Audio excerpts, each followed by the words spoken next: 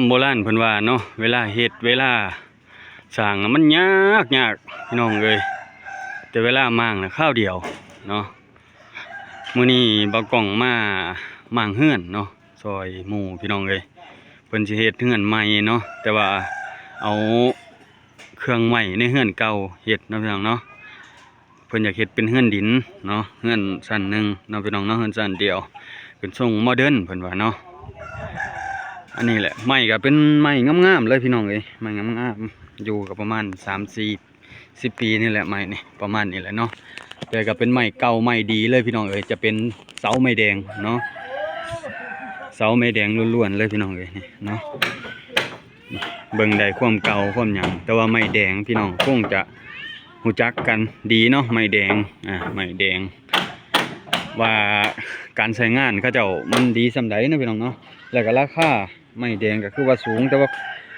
คนตะกี้เนาะเขาเจ้าอยู่ในหมู่บ้านเขาเจ้าเฮ็ดเขาเจ้าหาได้เนาะไม้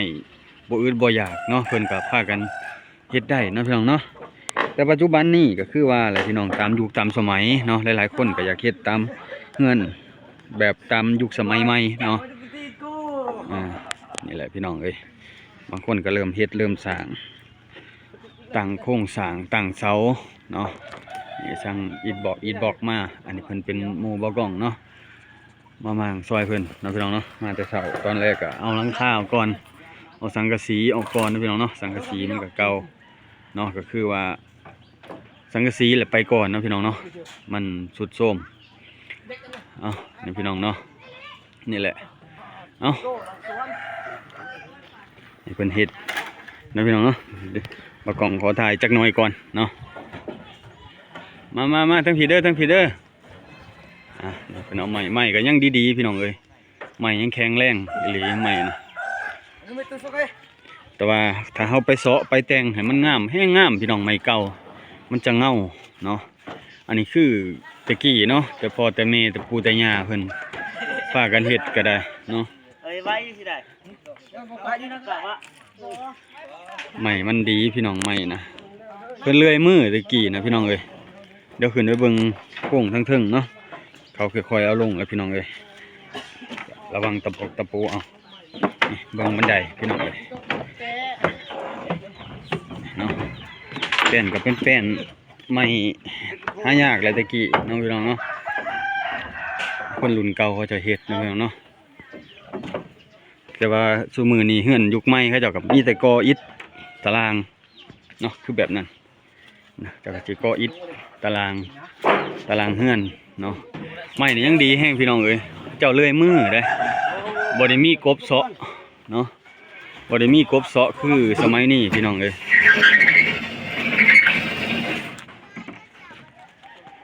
นี่แหละอันนั้นเจ้าของเฮือนเพิ่นสิเฮ็ดใหม่เฮ็ดเป็นเฮือนดินทรงโมเดิร์นเพิ่นว่าก็ได้ตบได้แต่งอยู่ในครอบครัวลูกเมียข้านขึ้นคันใดเฮาสิเฮ็ดให้แบบก้าวขาขึ้นเลยเพิ่นว่าเนาะตามใจเมีย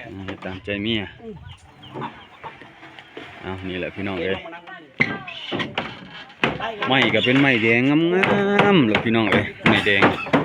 หน้านี่หน้าใหญ่เลยแหละหน้าโอ้ตายเกือบเลยจุ๊บใครจะไปเฮ็ดเฮือนเฮ็ดซ่านก็โอเคเลยไม้นี่พี่น้องเอ้ยมั่งตอนเช้าเนาะบ่เกินเที่ยงกันแล้วพี่น้องเอ้ยเพื่อเช้าประมาณเที่ยงนี่แหละพี่น้องเอ้ยตอนเฮ็ดตอนสร้างยากตอนมั่งข้าวเดียวคือว่าหลับตาลงคือว่าแล้วเลยมื้อนั้นก็เฮ็ดของหมอนั่นพี่น้องเอ้ยหมอนั่นเฮ็ดเป็นร้านหมอนะเหลือแต่ของบ่กล้องเนาะ2 เสี่ยวเขาเฮ็ดแล้วเหลือแต่ของบ่กล้องตอนนี้ปีหน้าพุ่นแหละของบ่กล้องยังเนาะพี่น้องเนาะปีหน้าพุ่นแหละจังสิได้เฮ็ดได้สร้างปีนี้งบไปใช้เบิดแล้วบ่จักสิไปลงปลานะพี่น้องเนาะลงยางตอบใส่แดดมันอ้าวบ่ได้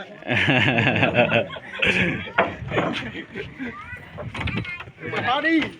พี่น้องเอ้ยก็วัยรุ่นมาซอยมื้อนี้เพิ่นพักโรงเรียนมื้อนี้วันเสาร์ ไอ้นี่แต่วัยรุ่นทางนี้ก็เจ้าขยันทางนี้นะเด็กน้อยขยันวัยรุ่นขยันดีพี่น้องเอ้ยเอาโอเคพี่น้องเอ้ยซอยกันเดี๋ยวจังอัปเดตเบื้องตอนอันมันลงเนาะพี่น้องเนาะตอนนั้นลงเบิดนี่แหละงานซ่านบ้านช่องปู่ย่าเพิ่นเฮ็ดพ่อเฒ่าแม่เฒ่าพ่อแม่เฮ็ดโอ้ยค่อยบ่แม่นค่อยหยังได้ค่อยย่านตัวเหยียบเหล็กตะปูนั่นแหละบ่เซาง่ายเด้ตะปูเข้าสนิมเข้าขี้เมียงโอเคพี่น้องเบิ่งน้ำกันเนาะเดี๋ยวบ่ต้องอัปเดตให้เบิ่งนี่แหละพี่น้องเอ้ยเพิ่นเฮ็ดเพิ่นสร้างตอกประตูแต่ว่าใหม่ยังเฮ็ดได้โอเคพี่น้องทรงโมเดิร์นนี่สบายเลยแหละนี่เฮายิงยาวลงไปพุ่นยิงยาวลงพุ่นมันจักเมตรแหละพี่น้อง8-9 เมตรเนาะ9 เมตรลงไปนี่เนาะ9 เมตรอันนี้ก็สิประมาณโอ้1 2 3 4 เมตรบ่นี่4 เมตรเนาะพี่น้องเนาะได้อยู่ทรงโมเดิร์นพี่น้องเลยประมาณ9 คูณยัน9 คูณ 8เด้อพี่น้องเอ้ยนี่ใหม่นะประมาณนี้เอ้าโอเคพี่น้องเบิ่งน้ำกันเนาะแล้วกล่องจะพาพี่น้องมาเบิ่งพิถีชีวิตเนาะตามชนบทอันนี้คนก็ไปเฮ็ดเวทเฮ็ดงานพี่น้องนี่เขาจะไปเฮ็ดงานสวนเนาะก็มาก่อต้องสั่งตั้งเสาตั้งหยังไว้เนาะนี่แหละประมาณนี้นะพี่น้องเนาะพี่น้องเอ้ยเพิ่นก็สิย้ายไปอยู่เฮือนน้อยพี่น้องเสียวก็ได้ชาเฮ็ดตั้งหยังแล้วพี่น้องเนาะเอ้าโอเคพี่น้องเอ้ยเอามาต่อจากมื้อเช้านี่พี่น้องเอ้ยหลังจากเอาสังกะสีออกหลังคาออกเนาะพี่น้องเนาะตอนนี้เอาไม้ทั้งเทิงออกเพิ่นเอิ้นไม้ยังบ่จักเนาะไม้ยังเขาเอิ้นนี่ไม้ยังอันนี้ไม่ตายโอ้ไม่ตายมึงอยากเลี้ยงลูกใหญ่อยู่บ่จังพี่น้องเอ้ยนี่เนาะกันฝากกันงานไม้ก็มีแต่ไม้ดีๆเนาะ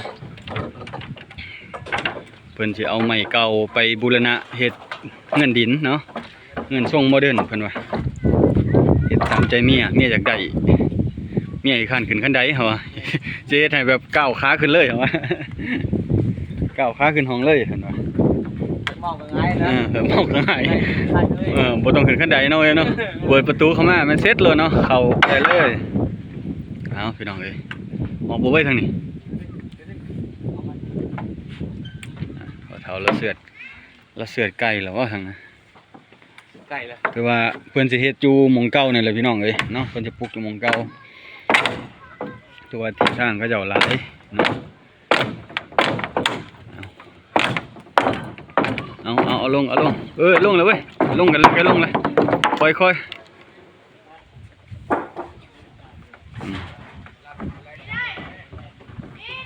โอเคพี่น้องเดี๋ยวเฮาอัปเดตค่อยๆน้ำกันเนาะค่อยเบิ่งไปน้ำกันลังขอกลังข้าวเบิดเลยพี่น้องเอ้ยบัดตานี่ก็มาหื้อแป้นเนาะแป้นนี่ก็ยังโอ้ยแม่งามคักแต่ก็คงสิบ่ได้ใส่ดอกไม้แป้นแล้วนี่เพราะว่าเพิ่นก่ออิฐบล็อกพี่น้องเอ้ยนี่เนาะอันนี้เพิ่นเป็นจ่าได้พี่น้องเอ้ยเพิ่นลากการออกมายศจ่าเป็นได้จ้าเลยเพิ่นล่ามาเหมือนล่ามาว่านบ่หรือมือใดล่ามาได้มือเลยมันขาดมันกระเซียนละกระเซียนเลยโอ้ยเนาะดีมากครับยันเฮ็ดกระท้องครับบ่เพราะว่าเบิดวันศาสตร์เลยเด้ผู้รักผู้ใหญ่เขาเจ้าก็มาอยู่บ้านอยู่เมืองบัดตอนนี้มีแต่เขาเจ้าไปร่วมกันมื้อนั่นแหละมื้อไปเตรียมงานมื้อวันศาสตร์เด้2 ธันวามื้อนี้เพิ่นก็มาซอยลูกซอยหลานเพิ่นว่างัดอันนี้พี่น้องเอ้ยเอ้าบ่เกินเที่ยงก็แล้วนะพี่น้องเนาะโอ้บ่แล้วดอกเที่ยงค่ำพุ่นเลยพี่น้องยังเสายังไม้ข้างล่างอีกยังหลายพี่น้องเอ้ยเพราะว่าแฉลงเฮาก็มี2 อันเนาะ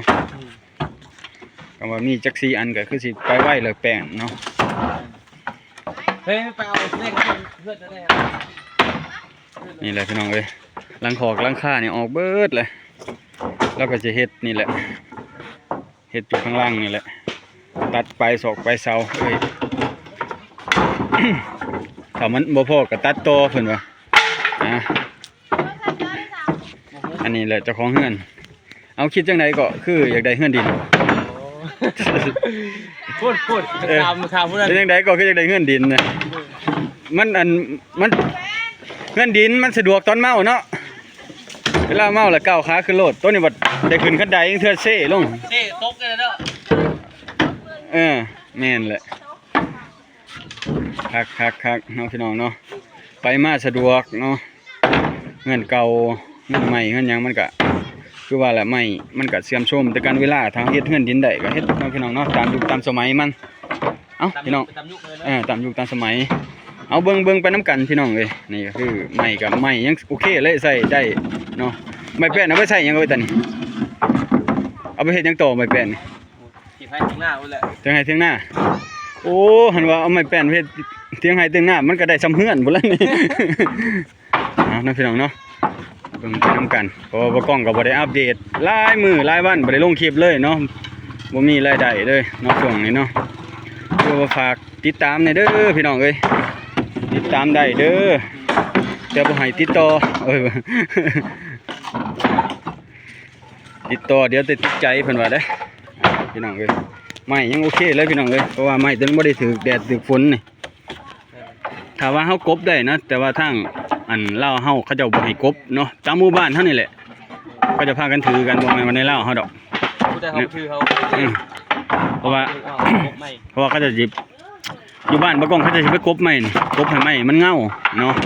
พวกตะปอกตะปูนี่ปกติถ้าว่าไม้นี่เขาจะก็สิ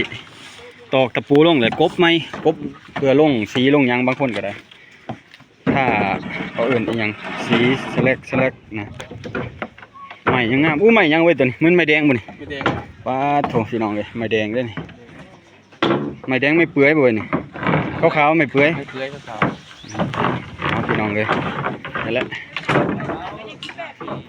ก็แล้วเลยพี่น้องเลยเหลือแต่ขุดเสาขุดหยังบัดนี้เนาะตอนแรงตอนบ่ายน่าสิแล้วพี่น้องเลยเจ้าของเฮือนเพิ่นกำลังสิมาตีนเสาตีนหยังเนาะบ้านเฮาเนาะพี่น้องเนาะเพิ่นว่าเงินเก่าเฮาก็มันก็คือว่าแล้วพี่น้องมันก็ตามกาลเวลาเนาะมันเก่าก็อยากเฮ็ดใหม่เนาะเฮ็ดใหม่ก็เป็นเฮือนดินก็คือมาตรฐานไปเลยเฮือนดินก็ได้ว่าจุดินเนาะเฮือนใหม่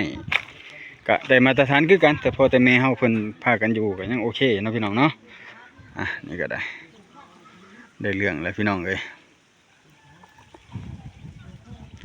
ผู้ที่เพิ่นก็เฮ็ดอยู่หม่องเก่าเลยพี่น้องแค่จะตัดต่อเสาลงมาเนาะเฮ็ดเป็นทรงโมเดิร์นเนาะใหม่ก็ยังโอเคเนาะเสาก็เป็นเสาไม้แดงอย่างดีเนาะใหม่ต่างๆก็คือว่าคุณภาพยังโอเคนะพี่น้องเนาะถือว่าจะตัดต่อใหม่ก็ยังโอเคเลยนะ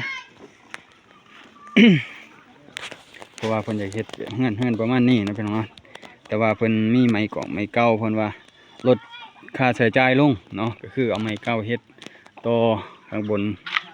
แล้วก็สิซื้อไม้โซล่ามาตีข้างตีผามันนะพี่น้องไม้นี้ยังตันขนาดบ่มีโป่งนะเพราะว่าไม้เป็นไม้รุ่นเก่าไม้แต่พอแต่แม่เพิ่นพากันตัดกันเฮ็ดเนาะก็โอเคเลยแหละพี่น้องเอ้ยเพราะว่าก็หาเบิ่งยากแล้วแหละเนาะนอกจากอยู่ตามชนบทเนาะเงินไม้เก่าไม้แก่นไม้แน่นๆแนวนี้เนาะพี่น้องเนาะถือว่าสภาพพื้น